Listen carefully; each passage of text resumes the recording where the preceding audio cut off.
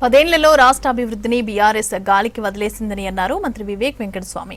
మంచిర్యాల జిల్లా చెన్నూరులో పర్యటించిన మంత్రి పలు అభివృద్ధి పనులకు శంకుస్థాపనలు చేశారు. రాష్ట్రంలో అభివృద్ధి లక్ష్యంగా కాంగ్రెస్ సర్కార్ పనిచేస్తోందని అన్నారు మంత్రి వివేక్.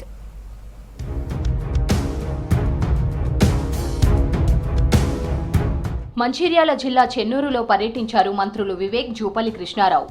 ఏటీసీ నిర్మాణానికి భూమి పూజ చేశారు. కాంగ్రెస్ హయాంలోనే అన్ని వర్గాల వారికి న్యాయం జరుగుతోందన్నారు. బీఆర్ఎస్ అవినీతితో సంక్షోభం ఉన్నప్పటికీ ప్రజలకు ఇచ్చిన హామీలను నెరవేరుస్తున్నామన్నారు.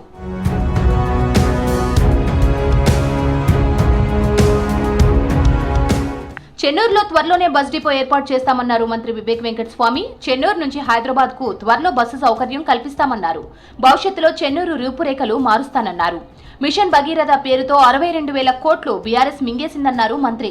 చెన్నూరులో ఇసుక మాఫియాపై ఉక్కుపాదం మోపామన్నారు. లారీలలో ఇసుక మాఫియా నడుస్తుండే మన ఈ చెన్నూరులో. నేను వచ్చిన తర్వాత ఈ ఇసుక మాఫియా బంద్ చేయడం జరిగింది. మన బస్ డిపో కూడా ఇక్కడ స్థాపించుదాం అనుకుంటే అక్కడ కూడా టీఆర్ఎస్ నాయకులు ఆ బస్ డిపో స్థలాన్ని కూడా గుచ్చుకోవడం జరిగింది. నేను త్వరలోనే దాంట్లో కఠినమైన చర్యలు తీసుకొని మన చెన్నూరు నియోజకవర్గానికి ఒక బస్ డిపో తీసుకొచ్చి మనకు ఇంకా ఎక్కువ బస్సులు పెట్టేలాగా మళ్ళా మొన్న ఇంకొక బస్ కావాలన్నారు. చెన్నూరు నుంచి హైదరాబాద్ పోవటానికి త్వరలోనే మీకు ఈ బస్ కూడా శాంక్షన్ అవుతుందని చెప్పి నా తరఫున మీ అందరికీ కూడా నేను బస్ భరోసా ఇప్పిస్తున్నాను. మంచిర్యాల జిల్లా చెన్నూరు పట్టణం 17వ వార్డులో దేవాలయ నిర్మాణానికి కృషి చేస్తామన్నారు మంత్రి వివేక్ వెంకటస్వామి. ప్రభుత్వంతో మాట్లాడి భూమి ఇప్పిస్తామన్నారు. ప్రజలు తనకు రుణపడి ఉండొద్దని, కేవలం ప్రేమ చూపిస్తే చాలని చెప్పారు. చెన్నూరులో 16వ వార్డులో 50 లక్షలతో ముద్రాజ్ భవన నిర్మాణానికి శంకుస్థాపన చేశారు మంత్రి. ఎక్కువ నిధులు అయినా సరే భవనాన్ని మంచిగా కట్టుకుందామని చెప్పారు. ముదిరాజ్ కులస్తుల సమస్యలు ఏమున్నా తనతో చెప్పుకోవాలని, తప్పకుండా వాటిని పరిష్కరిస్తామని తెలిపారు వివేక్.